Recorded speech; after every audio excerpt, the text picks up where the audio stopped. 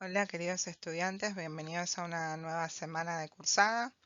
En esta semana, en nuestra materia que se llama Traducción General, vamos a hablar sobre la importancia de la fase de comprensión.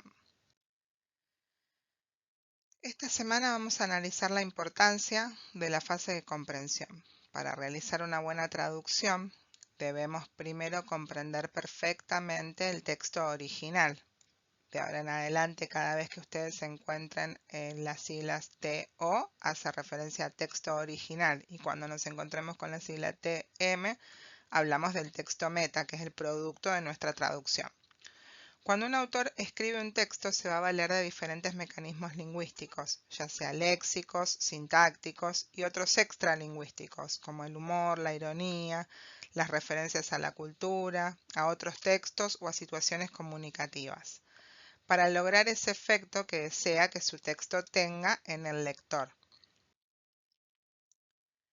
Cada autor va a escribir lo que quiere transmitir teniendo en cuenta alguna función en mente que quiere alcanzar con su texto.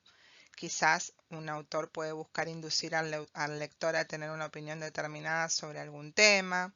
Esta es una función argumentativa. O a seguir una serie de pasos, por ejemplo, una receta, el armado de un mueble. En una función instructiva va a cumplir el texto ahí. Y el autor va a recrear, el traductor va a tener que recrear en la lengua de llegada estas funciones que nos propone el autor.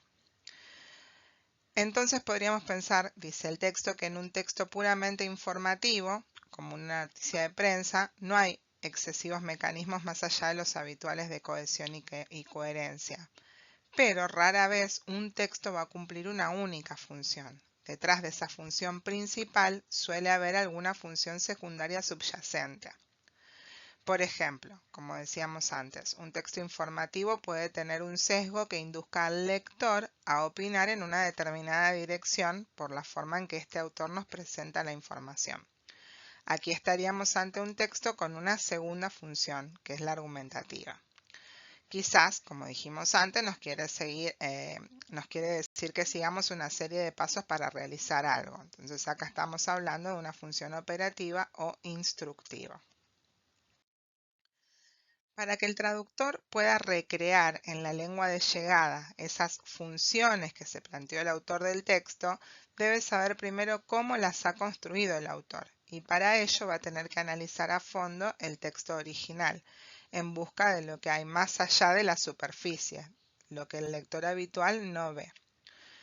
Cuando el traductor no hace este camino, no recorre estos pasos, no entiende de forma profunda y clara lo que dice el texto fuente y cómo lo dice, ya sea porque el tema es muy complejo o especializado, o porque no nos molestamos en investigar, en ir a profundidad, el resultado es inevitablemente una mala traducción. Van a ver en el apartado de qué es leer y para qué leemos que entre tantas definiciones de lectura vamos a comprender que leer es mucho más que descifrar simplemente palabras.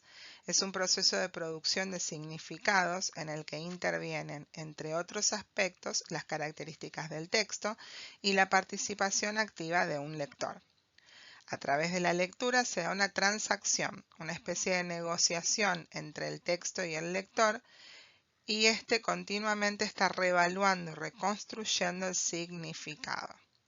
En términos más amplios, lectura es todo acto de interpretación de signos en busca de sentido.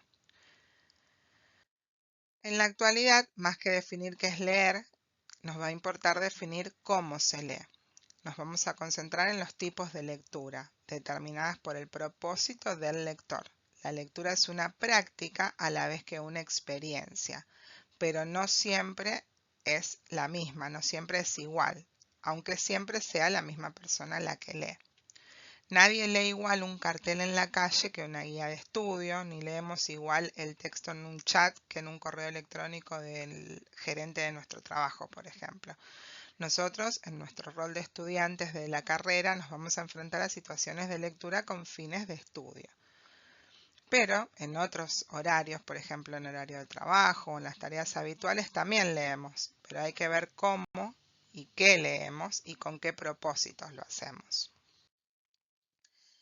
vamos a hablar de la lectura multifunción.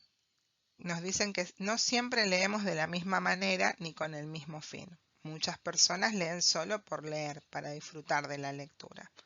Otros porque tienen necesidades prácticas, como por ejemplo nosotros en esta área de estudiar.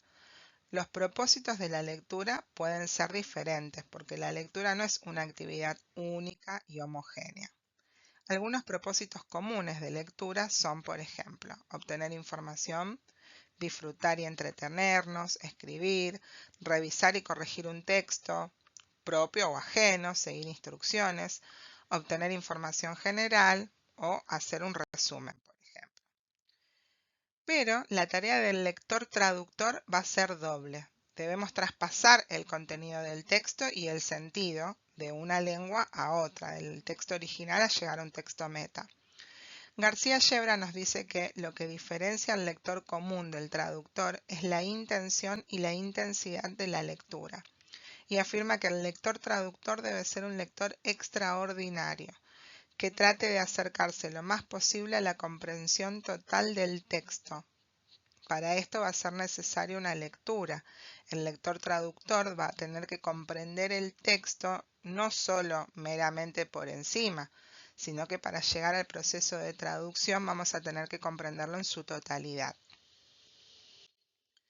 En lo que respecta al grado de comprensión de la lectura que vamos a tener que alcanzar, podemos decir que el lector traductor debe recorrer un proceso de comprensión lectora que no es necesario en el lector común. En efecto, el traductor no es un lector común, porque nuestra lectura está orientada hacia un futuro acto de escritura en otra lengua y en otra cultura. En este nuevo entorno, la lectura va a provocar un nuevo efecto y generar nuevos sentidos.